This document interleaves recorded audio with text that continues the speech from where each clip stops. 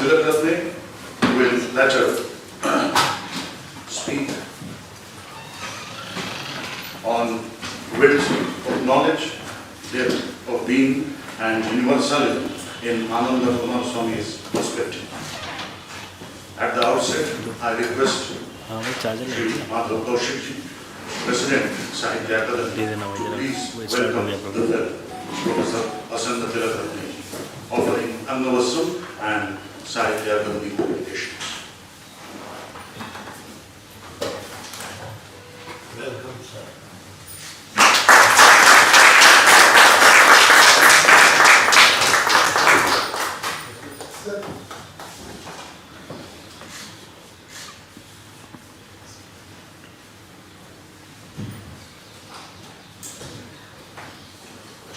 Now I request Dr. K. Srinivasarao, Secretary, Sahitya Akademi, to please deliver a welcome address as well as read out the citation on the fellow, Ananda Coomaraswamy.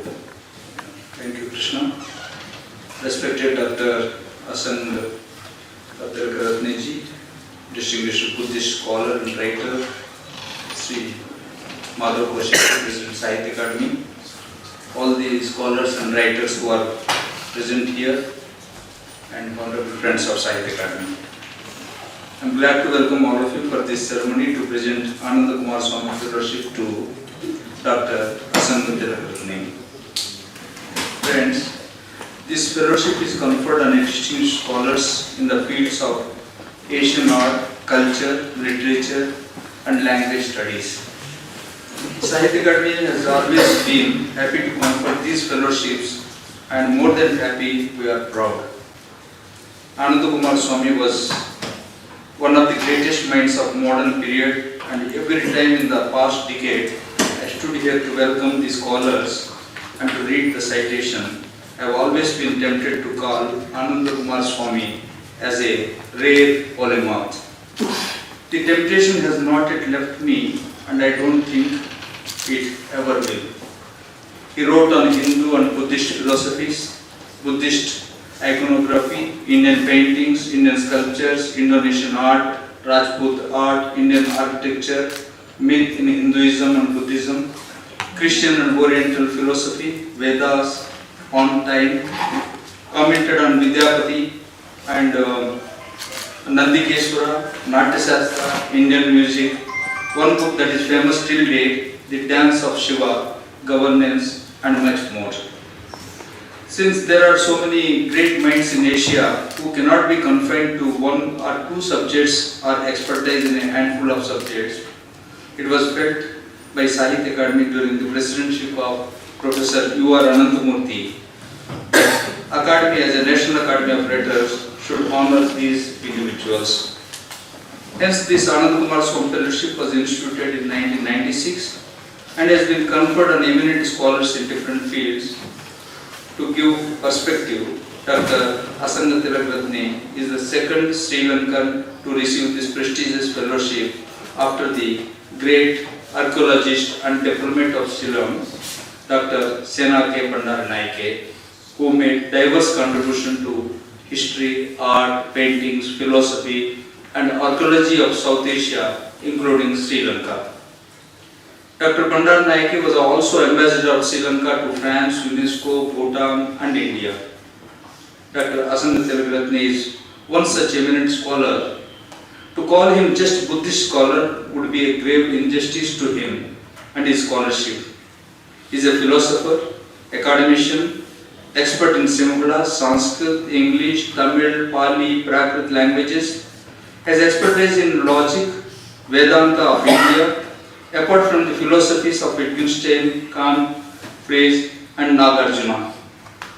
To honor him, we also organize brief lectures by him in Bangalore, Kolkata, and Mumbai. In Bangalore, we organized a talk by him on renunciation literature of India and Sri Lanka, and we felt this is one area about which many people don't have much knowledge, but plenty of misgivings. In our opinion, Dr. Asanga Tilakratne is one person who can talk about the topic with ease and also in the language that anyone can understand. We are grateful to Dr. Asanga Tilakratne for accepting our invitation and giving a series of lectures in different parts of India. And after the presentation ceremony, Dr. Tilakratne will talk about width of knowledge, as my colleague already mentioned, depth of being and universalism in Ananda Coomaraswamy's perspective. So with these few words, once again I welcome all the dignitaries who are present here. For Dr.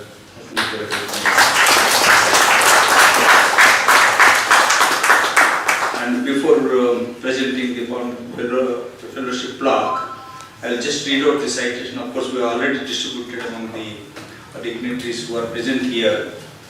Professor Asanga Tilakratne, on whom Sahitya Akademi is conferring its Dr. Ananda Coomaraswamy Fellowship today, is a foremost scholar of Buddhist studies from Sri Lanka with wide international recognition.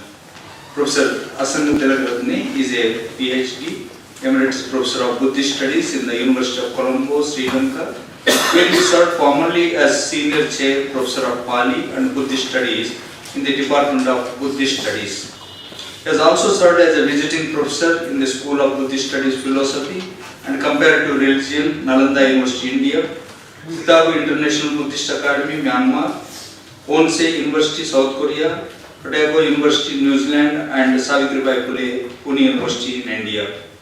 After obtaining a Master of Arts in Western Philosophy from Hawaii at Manoa, USA, he obtained a degree of Doctor of Philosophy in Comparative Philosophy from University of Hawaii on Transcendence, Ineffability and Nirvana, an analysis of the relation between religious experience and language according to early Buddhism.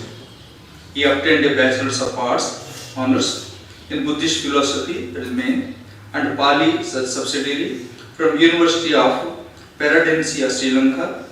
He also studied Tripitaka Vedi, which consisted of Tripitaka, Pali, Sanskrit, Sinhala, English, Tamil, and Tarkanyaya from Buddha Sravaka Bhikshu University, Anuradhapura in Sri Lanka. Besides this, he also obtained a degree on Prachina Pandita in Pali, Sanskrit and Sinhala from Oriental Studies Society, Sri Lanka. His areas of specialization include Pali Canon, early Buddhism, Buddhist philosophy and logic, Indian philosophy, philosophy of language and philosophy of religion.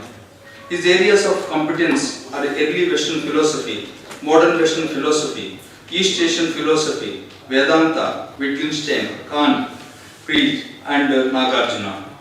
Throughout his career, he has taught the subjects related to philosophy, logic and critical thinking and Buddhist philosophy. He has authored 21 books on Buddhist studies. Theravada, View of the Elders, published in the series of Dimensions of Asian Spiritualities by the University of Hawaii, being his best seller. He has published about 200 papers on Buddhist studies both in English and Sinhala. He has contributed and presented papers at numerous national and international seminars, conferences and projects.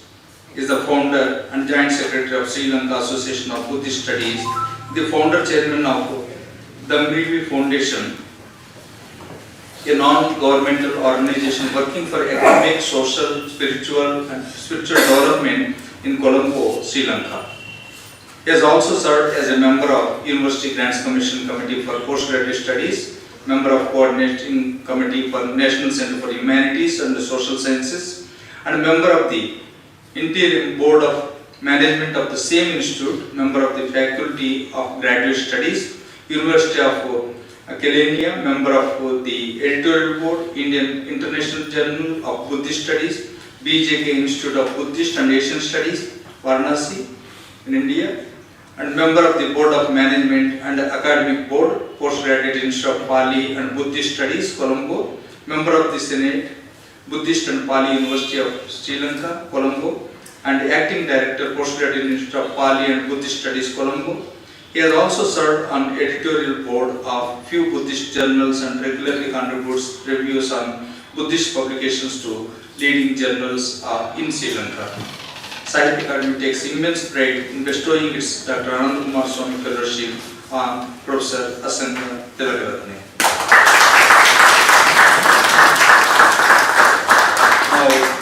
presentation of Ananda Coomaraswamy Fellowship.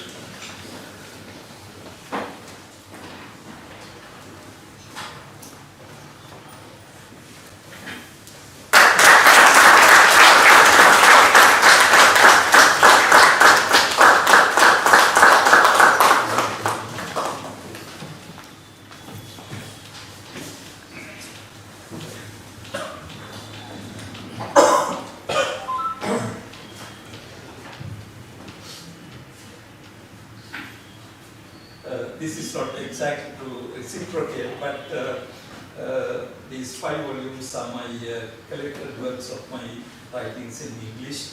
Of course, there are 3 other volumes in single language which I did not bring here because it was a little too heavy. So I would like to, in sense of gratefulness, to offer these set of books to Sahitya Akademi.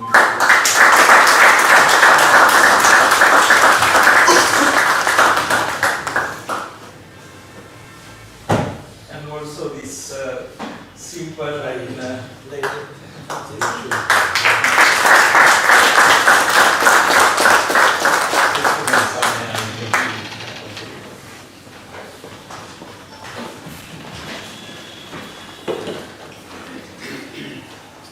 I now invite Professor Asanga Tilakratne,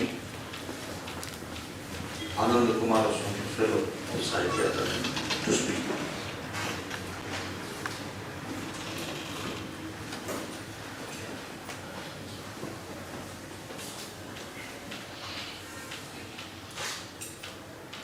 Very good evening to everybody. Today I would like to speak a few words on this subject, the width of knowledge, depth of being, and Universalism of Ananda Coomaraswamy in perspective. As all of you know, the occasion for this speech is that I have been honored by offering Ananda Coomaraswamy Fellowship.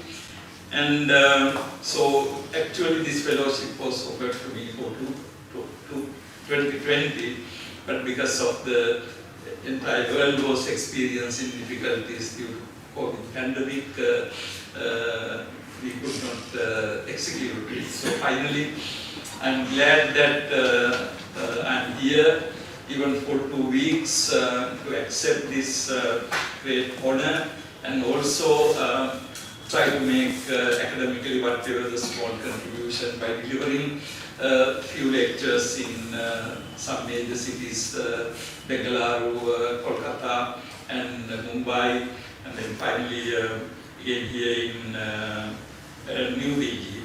So let me first of all record my sincere appreciation of Sahitya Akademi and Sri Madhav Kaushik, the President of Sahitya Akademi, and also Professor Sharma, Vice President of Sahitya Akademi, and Dr. Srinivasa Rao, Secretary General of Sahitya Akademi, and all those people are responsible for it, and all those academic scholars gathered here. Now, in my own life, of course, you heard quite a lot being said about me. You know, the difficulty is always when you get that kind of elaborate introduction, you have to perform in order to.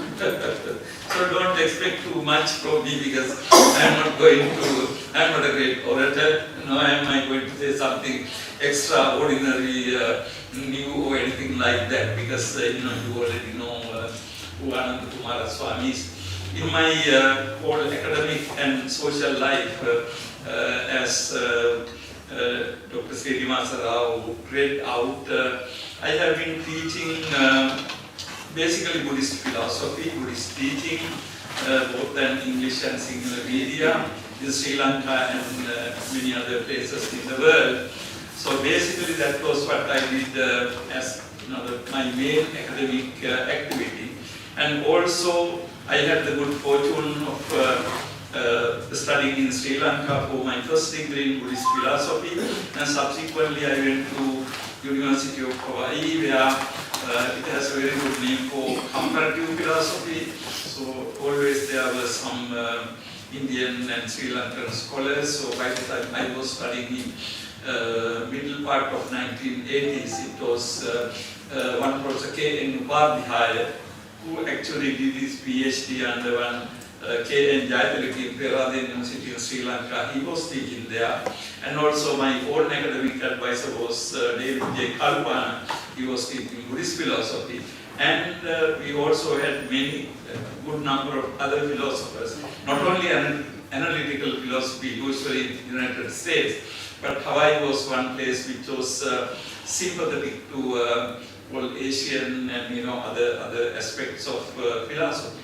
So by studying there, finally doing my completing my PhD in comparative philosophy, combining Buddhism, Sanskrit literature, and also Western Christian literature, I conducted research on this very well-known concept of ineffability, Anirvachaniya, Avachya, which I think the poets and artists gathered here are very familiar with, because we usually say that art is ineffable, the aesthetics is ineffable, and also in religions they say God is ineffable.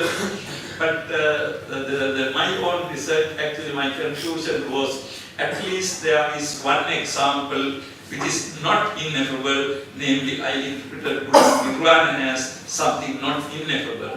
But again, my conclusion is against the mainstream many Buddhist philosophers who thought that Nirvana is another good example for ineffability. I was kind of maybe influenced by, particularly by Wittgenstein, so who said, if at all you have to say something, you know something, you must be able to say that. So to say that I know something but I can't say it is, for me, is a kind of defeatist thing. And also being influenced by Buddhism. When you look at the Buddhist literature, we know that Buddha has spoken a lot. Buddha has spoken a lot.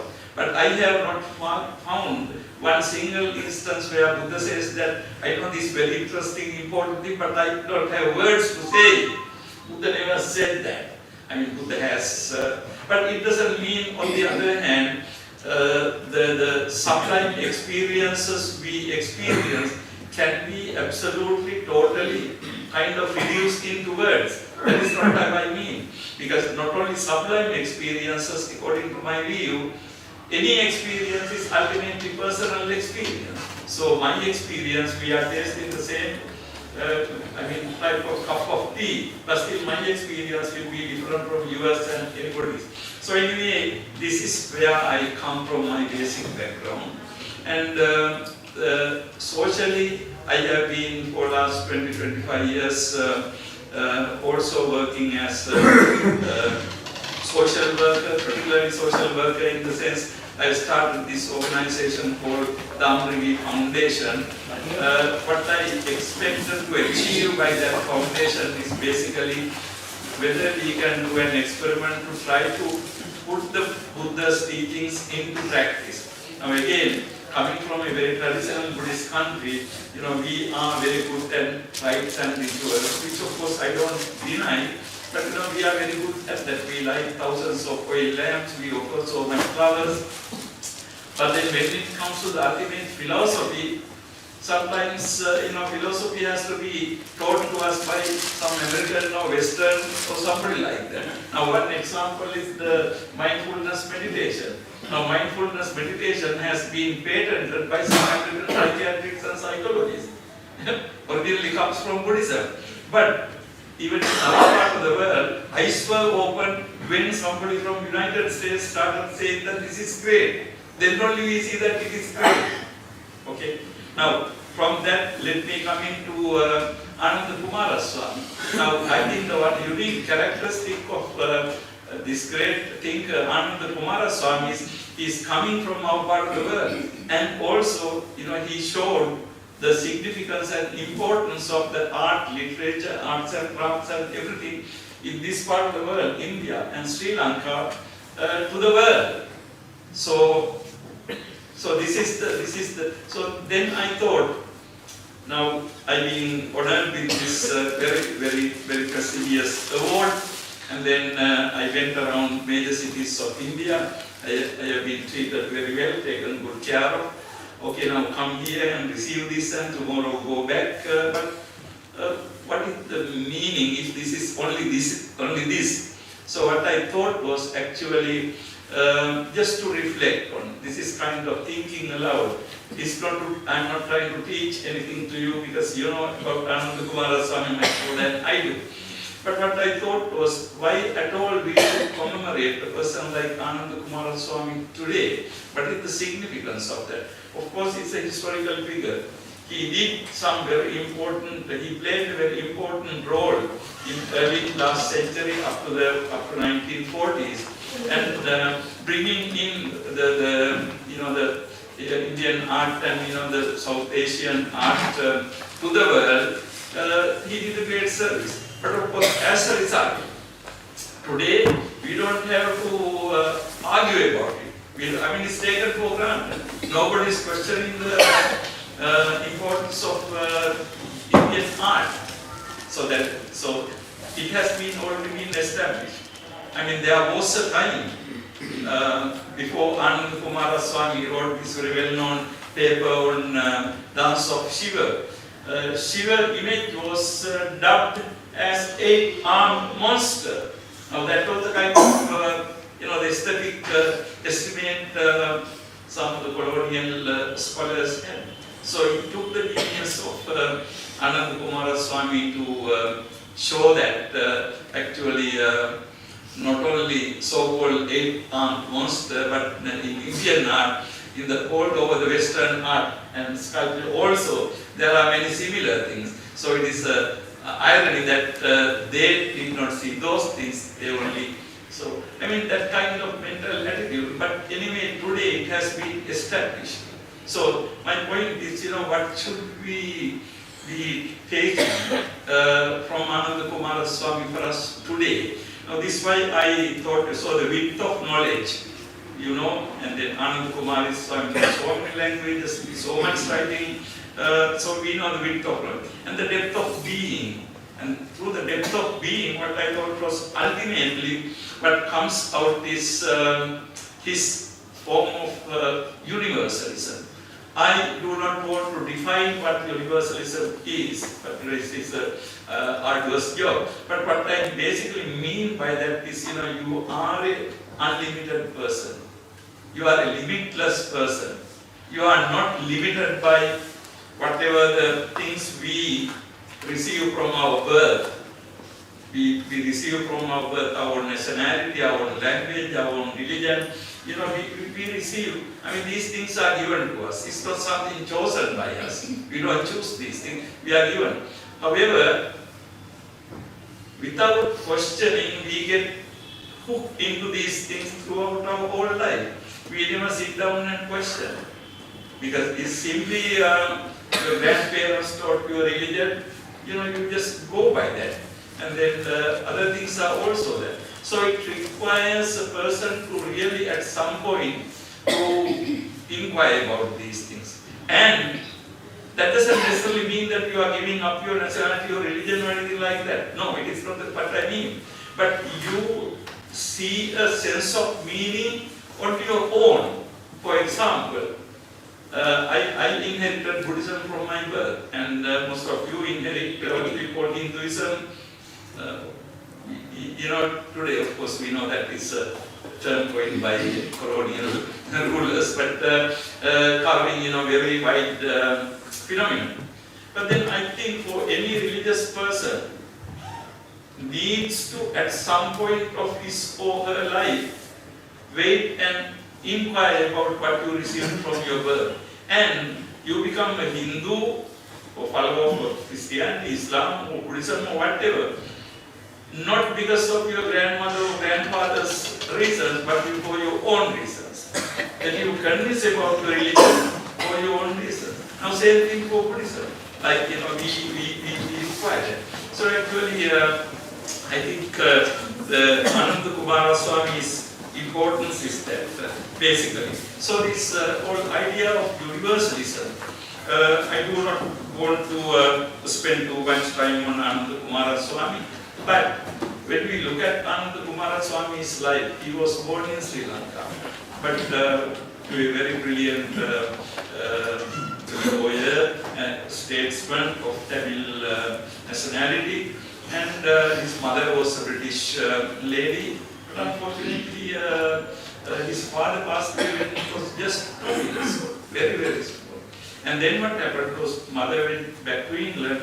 So Ananda Coomaraswamy's education and upbringing was completely in the English environment.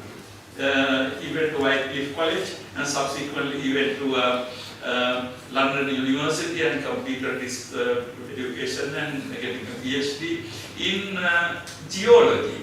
So he's basically a scientist. So and then subsequently he went back to Sri Lanka. To my knowledge, he did not live in India, I think, for a long time. Of course, although his lifelong work was Indian arts and crafts. But as far back as 1908, he published a work still considered to be extremely important, the Medieval Sinhalese Arts and Crafts. Fairly voluminous book with a couple of hundred sketches and paintings. And still considered to be almost a textbook for people who study this subject. And then subsequently he paid his attention to the Indian art. Now I don't want to go into the list of all the writings he did, but his interest gradually shifted into particularly interpreting Indian art. So according to one writer, Srinivasa Rao, is that you? I don't know. I am quoting the words, open the eyes of the world from the west to India. So this is what he did. He opened the eyes of the west to in India. And then he also got Encyclopedia Britannica include 8 entries on Indian art. In the 13th edition, they didn't have anything on Indian art, but from the 14th edition, in the 14th edition, he had 8 entries on Indian art. So, so by birth and by upbringing, we can say that he was a universalist. Subsequently, of course, we know that in his own academic interest. Now, he went beyond medieval Sri Lankan arts and crafts and also dance of Shiva and other things. He went into deeper philosophical thing, namely aesthetics or Indian aesthetics. What is the concept of beauty? Now you see here, Ananda Coomaraswamy entering into a much wider field. When you talk about, for example, dance of Shiva, you are talking about a particular aspect of Indian art. But when you start talking about the aesthetics or the philosophy of art, although it is based on the Indian art or Sri Lankan art or whatever, but you are talking about something that goes far beyond particular work of art. So you talk about dance of Shiva, but you are talking about the concept of beauty. Now, concept of beauty in the West, starting from people like Aristotle and so on, there is a great tradition. And in the same way, of course, in India itself, we have Asavada, Dvadivada, and all these, the ancient concept of analyzing beauty, taste, literary taste, all these things. So here you can see something very interesting. Now, although he, by his birth and upbringing, he was kind of physically, you can say, global person or universalist, in his own academic thinking and activity.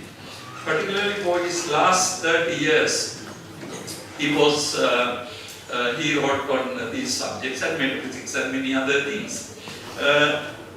What emerges from these things is what I consider to be the the Ananda Coomaraswamy's this universalist perspective. Now, another way for his universalism would be to look it from the point of view of Buddhism, about which he wrote a lot about the arts and things like that. If you look at the collection of names of his books, there's a whole list of the books on Buddhism, Buddhist art, and also Hinduism.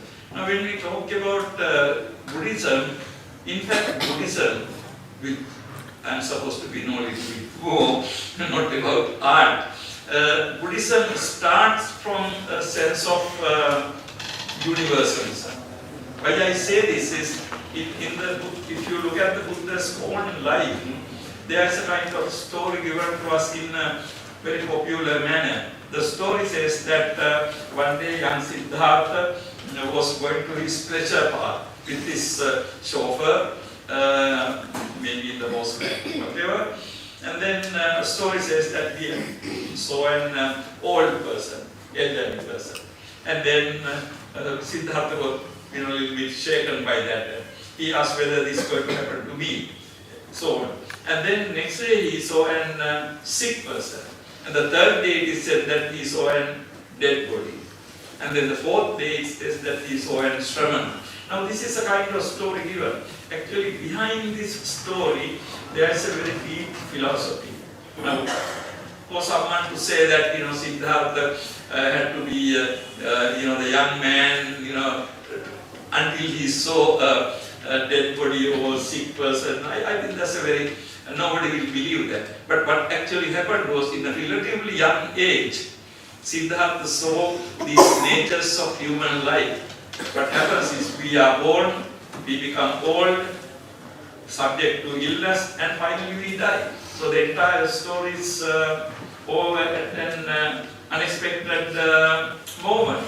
So this struck Siddhartha. So the interesting thing is, none of us would strike these things. I mean, sometimes we are kind of shaken. Say, for example, you visit a cancer hospital or something, you get a little bit shaken. But of course, when you come out to the road and get into the bus and, see all the billboards, life become normal.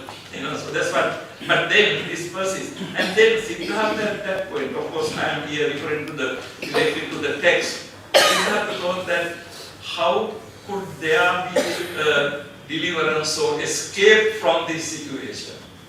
Now, this is the situation of the world he using. I mean, the Pali term is used is Kicham Vata Ayam Loko Apanno. I am Loko, this world. So actually, he never thought only about himself. He is a part of the world, but he thought that this is the situation of the entire world. So he wanted to find the solution. Now, this is what I mean by basically the very conception of Buddhism goes to some form of universalism, right? Very conception. At the same time, of course, if you look at any religion, you can see that the conception is a universal, because if a religion is not universal, it's not applicable to all beings, it is not properly a religion. So now, from that point of view, I would say that the Buddha endeavor to find a solution was global and universal. Buddhist universalism goes beyond human species to encompass animal world, natural environment, trees, plants, creepers, rivers, mountains, oceans, and so on. So that's your perspective covers everything. We think we today talk about environment, and for last couple of decades, talking about environment has been very great, but at the same time fashionable too. Like you are such an enlightened person, things like that. But very often, this so-called enlightenment is only intention. You really don't mean that. But if you look at the Buddhist tradition, you see that it meant all beings, all living beings, not only human beings, not only men, not only women. So all living beings. So that kind of. Now, another thing is like Ananda Coomaraswamy lived the Hindu life. Of course, that was his father's religion, and his mother made sure that he followed the Hindu religious rites and rituals. So in his life, he followed these things. Now, if you take the Hindu religious tradition, presented by Vedas and subsequently by Ramayana, Mahabharata, Bhagavad Gita, it talks about the Sanatana Dharma. Now this concept of Sanatana Dharma is very important. It is Sanatana, it is everlasting, it is perennial philosophy. Now I am trying to kind of argue that Ananda Coomaraswamy's vision, perspective was formed by not only his family background and he speaks very SriLankan, Indian, English, then finally American, not only that, philosophically he derived inspiration from Buddhism. Philosophically he derived inspiration from Hinduism. So, Sanatana Dharma. So, and the perennial essence of the universe. Embrace a form of universalism in which ultimately being was believed to merge inseparably with Brahman, the source of all form. So both Buddhism and Hinduism in this manner uphold universalism, though on different metaphysics. His interest in that Ananda Coomaraswamy, influenced by both these philosophies, developed a truly international and global perspective exemplified in his search for the universal meaning of Indian art. Now, having said this, when we look at today, we are supposed to be living in a globalized world. The technical meaning, as you know, of globalization means shrinking of time and space. That is the technical meaning. But of course, today it has many political connotations and all these things. But basically, what it meant is due to transport developments, advancement in the transport and advancement in the communication, the world is getting much closer and closer. And then when we talk about today's world in a globalized situation where we are connected to the entire world through our systems of communication and can reach anywhere in the globe within hours, I think today we are living in a physical environment where really we can, all of us can develop a form of universalism. Like material condition of the world is so conducive to develop as a universalism. However, my question is actually, have we been able to develop a universalism because of this technological development? On the one hand, but now we are so interdependent. Like if you take the passion, if you take the way of speech, and things like that. And everybody, entire world was looking what is happening in this mountainous tunnel. I told somebody this morning, there should be a national celebration in this country. The fact that the country could get these 41 people alive. I think it's a huge achievement. It's a huge achievement. So we are so close. But on the other hand, our attitude and everything is that we are living as if we are the only people in the world. Like the best example is you see a youngster walking on the road, having this gadget in this again, talking or pretending to talk to somebody. What does it mean? That young man or woman, he sends a message to the others. You are not relevant to me. Your existence is not relevant to me. Whatever happens to you is none of my business. I am me. Look at the ironical situation. On the one hand, technology has connected. The telephone conversation can be from here to the United States, if at all. Or music can be coming from some other source. But at the same time, it has made the person so self-centered, self-contained. Entire world doesn't need to exist. And then plus, during the COVID time, what happened was we started communicating through online. Actually, the education is online, but personally, also as a university teacher, I never trusted this. Even today, I don't believe it. Because we human beings are supposed to come together, get together. You could do this long distance also, but what is the meaning of that? You could do this long distance. But ultimately what happens is, this particular gadget, this particular way of doing, ultimately, somebody can, okay, good, side this, I can address the entire world just sitting in my room. I'm talking to the world. But at the same time, each person listening to me is another unique one world, nothing to do with others. I think that is not really the universalism. So in the one hand, what I'm trying to tell you is, we are living in a globalized society where we can see and feel that we are interconnected and interdependent. But at the same time, it has led us to be completely to be self-centered. The paradox indicates to us that ultimately the physical proximity, devoid of psychological intimacy, love, affection and respect, does not help. In discussing individuality, autonomy and function, which Ananda Coomaraswamy conceptualized with the three familiar Sanskrit terms, he used Swabhava, Swarajya and Swadharma. Ananda Coomaraswamy noted a distinction between two things. He used this word will to govern and will to power. Okay? So what he said was the former, the will to govern is our desire to control others. So that is will to govern. But he gave another meaning to will to power. So the other, whereas the latter is our ability to be our own masters. So one is to our desire to control others. One is to our ability to be our own master.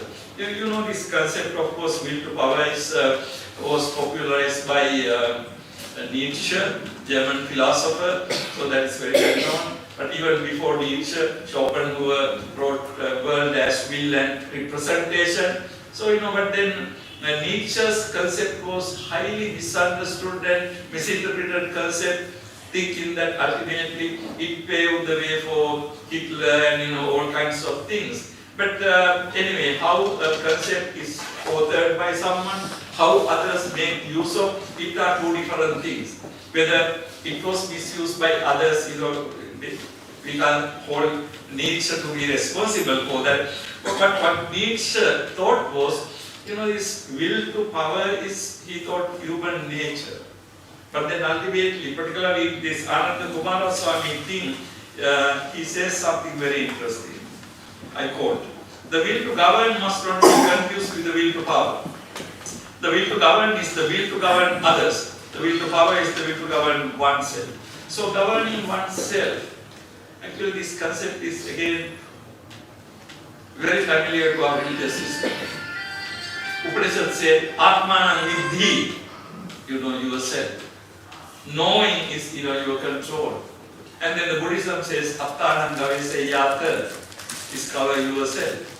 This whole thing. So I think I'm not going to take too much of your time, but I think what I want to show is, that Ananda Coomaraswamy had the kind of universalism that is coming from both Hinduism and Buddhism, and I think that's to be the most important contribution of Ananda Coomaraswamy. I'm not saying that what he said about arts, aesthetic, and these things are not very important. But he wrote quite a lot on metaphysics and stuff like that. Personally, I don't care about metaphysics very much, but not too many people also care about it. But I think what is important is the overall message underlying all these activity. Overall message. Now, for example, Ananda Coomaraswamy born into a very elite family, studied in England, lived last 30 years or so in this life as the curator of Boston Academy of Arts. He could have been a very, very urban, cultured person, nothing to do with rural India or Sri Lanka or arts or craft. Although I think he transcended his own being by engaging in those things. And more than that, what I really consider is ultimately he brought this idea that concept of beauty is something that you and I cannot label it. Of course, we may derive the concept of beauty through particular art belonging to Sri Lanka, India, Pakistan, Bangladesh, or whatever. That's a different matter. But the concept of beauty, the very idea of beauty is not Sri Lankan, it's not Indian. You see, it's a universal thing. Because we all as human beings, we partake in that beauty. Now, what I would like to say is, ultimately today, we are living in in a way, very advanced universe, but at the same time, we are living in a very self-centered universe. So here, I think the universalism is what matters. It's the most matters. For example, I'm not going to talk about the geopolitics or anything like that. But what recently happening, keep on happening in Gaza and Israel. It looks like that each party thinks that you can completely annihilate the other party, be happy and be existing the rest of your life. Do you really think that that is possible? I mean, suppose Israel is capable of annihilating entire Gaza, or Hamas capable of annihilating entire. But it will never be peaceful. Ultimately, what is peaceful? Because today, of course, okay, one country can win over the other, but their next generation will not be able to sleep peacefully. Because other party will come and kill those people. But that can happen another 30 years or 40 years or whatever. They are not responsible really for it. But then, ultimately, Buddhism says that the hatred is never hatred by, never a peace by hatred. I mean, that's not the solution. So if we are, if at all thinking about a solution, I think the solution is some form of universalism. I mean, it is so important today, particularly now, what happened in this section of the segment of the world is world powers. Somebody listed 10 powers in the West who got together to for this destruction. So this globalization working ultimately for the destruction. Suppose this particular incident happened 100 years ago, only those two groups of the people will be fighting, nobody else will be there. So it is but today, any battle, any problem can be a global problem in itself. So I mean, that is the global world we are living. But at the same time, it looks like that we are not psychologically ready to accept the consequences and transform our behavior. Now, Ananda Coomaraswamy died in 1947. World was, in a sense, of course, world has seen First World War and Second World War. Gradually, you could see that the machinery, machines, and the planes and bombs and destroying the world. But he was born into a world, much more peaceful. However, he died in a somewhat different world. And today we have what we have inherited is the country, any place can be destroyed. So I'm talking as a person coming from a very small country in the Indian Ocean. 6 Sri Lankas can be put in one India. So we are that small. I mean, so our philosophy, I mean, I don't have a foreign diplomat or anything like that, but we can't be, we have to live with China, we have to live with India, we have to live with America. So we don't need to take any, but we be open-minded and whatever we can do to the welfare of anybody, we do that. Otherwise, we don't want to be sectarian, So I think when I think in these lines, I think this is something Ananda Coomaraswamy's relevance for today, what I see is not exactly what he said about arts or crafts or anything like that. Much more than what he did not say, what he indicated by his activism. So let me just read my last remarks and conclude. I don't take any time for. Obviously, my remarks are not meant to be an in-depth study of philosophy of Ananda Coomaraswamy. His life and work reiterate that culture, in its multiple forms, still matter for our lives to be more humane, more sane, and more compassionate.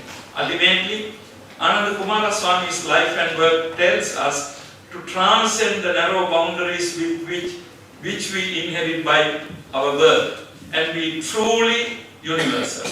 So therefore, it is only apt to sum up Ananda Coomaraswamy's life and philosophy in the ancient Indian wisdom, Udara Charitanantu Vasadhaiva Kutumbikam. Thank you so much.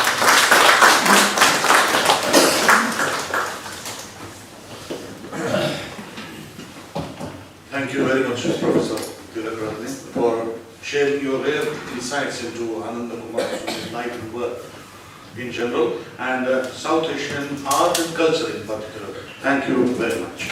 Now I invite President Sahitya Akademi to make presidential remarks. आदरणीय श्री असंग तिलकरत्ने जी, राम साहब, विद्वान दोस्तों, तिलकरत्ने जी के lecture में मुझे भी बहुत सारी बातें याद दिलाई, बहुत पहले पढ़ी हुई बातें भी याद आई। सच बात तो ये है कि आनंद कुमार स्वामी जी सिर्फ 2 बार हिंदुस्तान में आए, एक बार 1909 में और एक बार 1910 में, थोड़े थोड़े समय के लिए। लेकिन उन्होंने भारतीय साहित्य, भारतीय दर्शन और भारतीय समाज का जिस तरह से उन्होंने विश्लेषण किया, और एक तरह से ही work like a bridge between east and west, दोनों के बीच में उन्होंने एक सेतु का काम किया। उनका एक ऐसे है, Paths that lead to the same summit। उस ऐसे में बताते हैं कि जीवन के चाहे जितने भी धर्म हैं, मान्यताएं हैं, आखिर में एक ही जगह जाके मिलती। तो जितने हमारी ये विसंगतियां, विद्रूपताएं हैं, जितने पैराडॉक्सिस हैं, हमारे मतभेद हैं, ये सब बेमानी है जब हम सब ने जाके वहीं मिलना है। और यहीं से पैदा होता है वो यूनिवर्सल ब्रदरहुड का कंसेप्ट। एक और उनका काम था, जैसे उन्होंने शिवा के बारे में किया, वो ये और भी मानते थे कि भारत में जो कला है वो जीवन का हिस्सा है। उन्होंने टेराकोटा पे लिखा है, इम्पोर्टेंस ऑफ टेराकोटा। ये जो मिट्टी की चीजें बनाते हैं लोग, और वो मानते थे कि जो लोक कलाएं हैं वो हमारे जीवन का हिस्सा है। पहाड़ी चित्रकला पे और राजस्थानी चित्रकला पे जितनी इंसाइट कुमार स्वामी ने हमें दी है, उससे पहले हमें नहीं मालूम।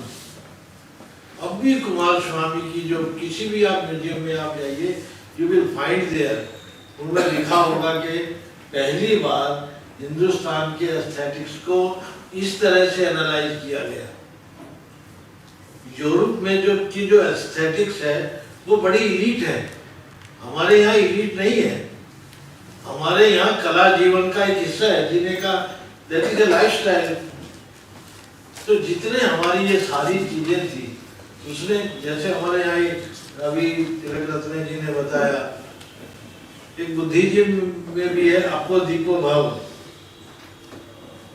वो जो एनलाइटनमेंट का जो कंसेप्ट है वो हमारे अंदर से आता है, और वही नर से नारायण तक की वो जो सफर है उसको पूरा करते। उनके 2 ऐसे अष्टनायिका और रागमाला टेक्स्ट, वो हमारे म्यूजिक के बारे में भी, और जो हमारी वो एक तरह का जैसे फोक में हमारा मंच है, उस फोक के मंच पे भी वो अष्टनायिका का बताते हैं। तो एक तरह से हिंदुस्तान के बीच की हिंदुस्तानी जीवन शैली में जो रागात्मकता है, उस रागात्मकता को पहली बार उन्होंने यूरोप के सामने रखा। उन्होंने बताया कि हिंदुस्तान की ये जो चीजें हैं ये वेस्ट से बहुत आगे की चीजें हैं, लेकिन उसके विरोध में नहीं है। उन्होंने एक तरह से दोनों कल्चर्स के बीच में एक सेतु का काम किया, और यही से एक तरह से concept of universal brotherhood. Kumar Swami को पढ़ने के बाद जब हम पढ़ते हैं रविंद्रनाथ टैगोर को, अरविंदो को पढ़ते हैं, you will find so many similarities in their quotations and equations। वो लगता है एक तरह से एक्सटेंशन ऑफ थॉट है, एक्सटेंशन ऑफ सेंसिटिविटी। तो कुमार स्वामी ने हमें दृष्टि दी और दृष्टि संपन्नता भी दी। हमें सौंदर्य शास्त्र का अर्थ उन्होंने ही बताया। उससे पहले हमारे यहाँ सौंदर्य शास्त्र, एस्थेटिक्स का कोई अलग से कोई समझने का तौर तरीका भी नहीं, और यूरोप वालों को समझाने का भी तौर तरीका नहीं। हम बड़े आभारी हैं तिलकरत्ने जी का, ये उन्हीं के वंशज हैं एक तरह से। ये उत्तराधिकारी हैं आनंद कुमार स्वामी के, और जो बुद्धिज्म को तो we call light of Asia, and you are the torch bearer of that light. तो एक तरह से आपको सम्मानित करके हम खुद स्वयं को गौरवान्वित अनुभव कर रहे हैं। और लंका और हिंदुस्तान के बीच में आप जैसे विद्वानों ने जो unproclaimed ambassador of culture I should call, ये ऐसे प्रवक्ता है जिसको किसी राजनेताओं ने नहीं बनाया, किसी सरकारों ने प्रवक्ता इनको नियुक्त नहीं किया, लेकिन हमारी संस्कृति के, हमारे साहित्य के, हमारे धर्म के और दर्शन के ये असली प्रवक्ता है और राजदूत हैं जो पूरी दुनिया में उन चीजों को फैला रहे हैं जिन पे हम गर्व कर सकते हैं। आपका यहाँ आना वास्तव में हमारे लिए बड़े सौभाग्य की बात है। And on behalf of all the intellectuals of India we are interested to have with us, और आपने स्वीकार किया, आपका बहुत बहुत आभार, धन्यवाद। Well, the presentation ceremony ends here. Thank you all, and hearty thanks to the Universalism, President of Sahitya Akademi. I invite you all to have a cup of tea together. Thanks a lot. Sir, एक minute चाहूँगा, माफी चाहूँगा माननीय अध्यक्ष महोदय से, एक minute दें। मैं डॉक्टर चौहान ज्वाइंट सेक्रेटरी हूँ यूजीसी में, और जैसे ही मेरे पास राव साहब का मैसेज आया तो मुझे खुशी हुई कि माधव कौशिक साहब के भी दर्शन हो जाएंगे और इनके भी दर्शन हो जाएंगे। मैं किताब लाया हूँ सर, आज़ादी की वीरांगनाओं की शौर्य गाथाएं, तो मुझे खुशी होगी यदि माननीय अध्यक्ष जी मुझे इजाजत देंगे तो मैं आपको भी समर्पित करूँगा। हमारा सौभाग्य चौहान साहब।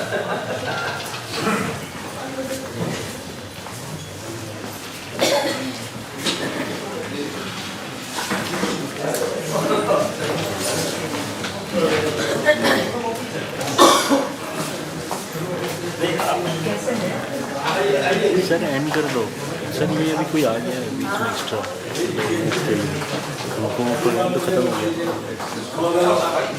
करिए सर।